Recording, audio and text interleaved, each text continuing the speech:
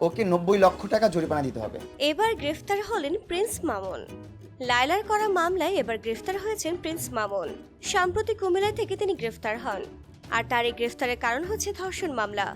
অনেকদিন ধরে শোনা যাচ্ছিল লায়লা মামুনের সম্পর্ক নাকি বিচ্ছেদ হয়েছে। মামুন কোনোভাবেই লায়লার কাছে আর থাকতে চায় না। আর লায়লা বলছে অন্য কথা। লায়লা বলছে 3 বছর আগে পরিচয় হয়েছিল মামুনের সাথে। তখন মামুনের থাকার কোনো জায়গা ছিল না। আর মামুন তখন বিয়ের প্রলোভন দেখে লায়লার বাসায় থাকতে শুরু করে তার মাকে নিয়ে।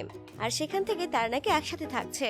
যখন থেকে মামুনকে বিয়ের কথা বলতো লায়লা, তখন থেকে মামুন নাকি সময় নিতে থাকে। এরপর লায়লাকে ছেড়ে চলে যায় মামুন। আর এটার জন্যই মামলা দিয়েছেন লায়লা।